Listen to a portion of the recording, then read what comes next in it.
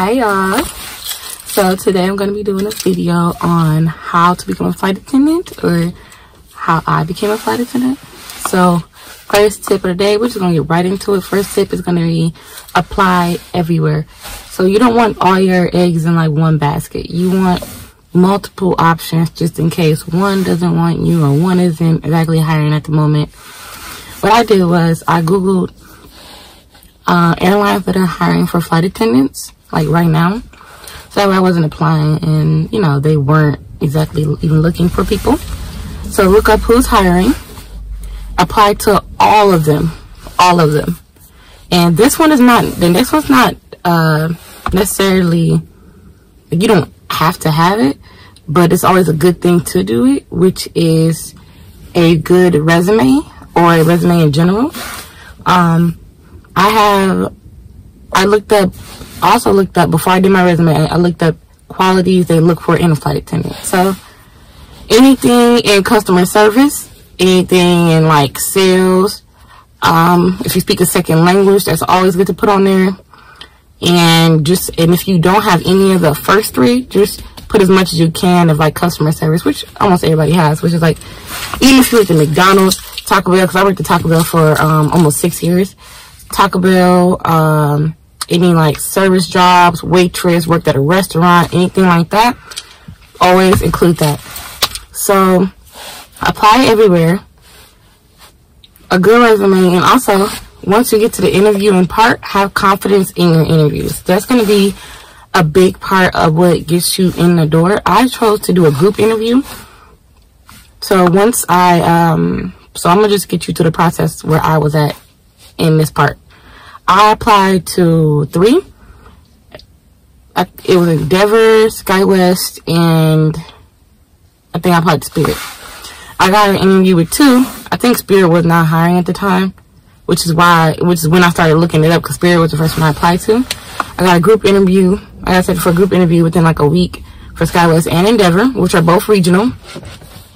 I did have a resume on there, and I think for SkyWest they had an option to where you could do like an online prompt thing where it's like you talk to a camera and it has like questions pop up and you answer them.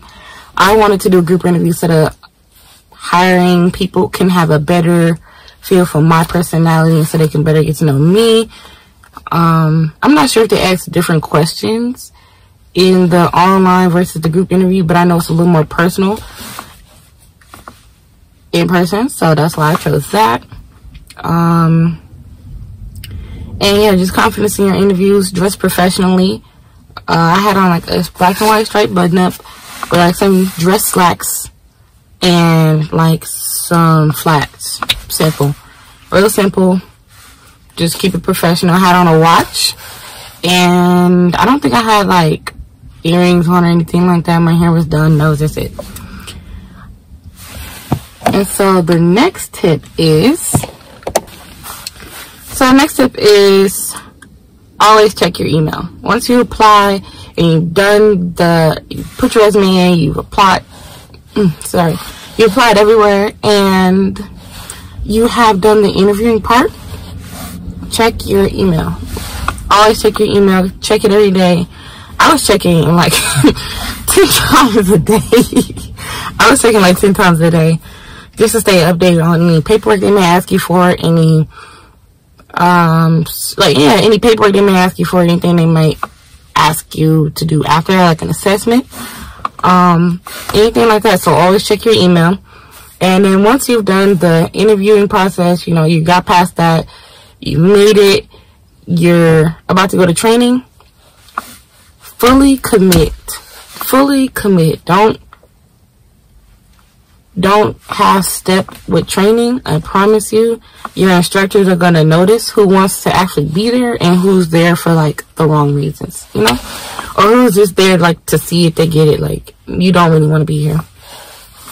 Fully commit and take it one day at a time. I remember getting overwhelmed towards the end of training, and it was just like, it was in the middle of what they call a hell week, which is where it is essentially like just tests and drills. but they prepare you for them really, really well. They make sure it's like second nature, stuck in your brain type. But I was getting overwhelmed just thinking of all the tests, all the drills, all of this, all of that, training, what happens if I don't pass, what happens if I do pass. One day at a time. They group it to where you, as long as you focus on what they give you in that day, focus on what they give you the next day, and you take notes and you study, you're fine. You're good. So just take it one day at a time, relax, breathe. Always take time to yourself to be able to decompress and relax, you know. So fully commit. Take it one day at a time and stay positive. Like, negativity, yeah, it may flood your head when you think about like all the chances of you getting in and you don't have training, and there may be people in your class who have done the training course before or have been a flight attendant before. Keep your mindset positive. Like, keep your mindset positive. Even if you fail a test, you have, like, you know, makeups. You have makeup. So keep your mindset positive. That's going to be a big asset towards you when just focusing. Like, it's okay. Like, you got it. You absolutely got it. It's not as hard as you think. It's only as hard as you try to make it seem. Like, a lot of people pass. A lot of people pass. Okay, last tip is study as much as you can. I remember doing good almost the entire training process. And towards the end, I was starting to get overwhelmed. I wasn't like taking it one day at a time. I was trying to study everything at once, and that's what messed me up, and I ended up using all my retakes. And so for the last like 2 tests, including the final, which it doesn't matter if you have a retake or not, most of the time that final test at the end is a pass or fail type deal. But if you pass all the tests up until then, you're gonna pass. So I remember getting to like my last test before the final, and I already used my retakes. And I thought in my head, like, okay, what's something that's going to help me stay positive? What can I do to help me stay positive for the rest of it? And, okay, I was like, okay, let me think. Study as much as I can. That way I leave no room for me to even feel not confident when I'm taking the test. So study as much as you can, or like, and find little things that help you remember things. Like, I remember making up songs. I remember making up songs to study. I remember using flashcards to study. Quizlet, I remember using that. I remember making stuff into acronyms, and I just remember the acronym. I have a video actually including like my favorite studying habits. It's in like one of my training videos. Yeah, but study as much as you can. That way you're a lot more confident when taking the test, because you're like, I know all of the information, or I know a good portion of the information enough to pass. So that is how I became a flight attendant.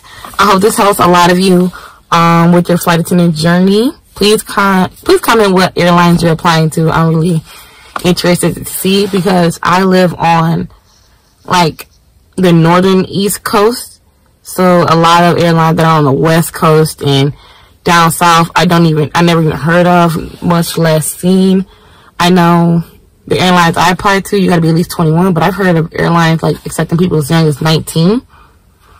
So comment what airlines you're applying to. Comment what part of the process you're in. Are you applying? Have you done the interview part? Or are you waiting to hear back after your interview? Or are you about to start training? And thank you for watching.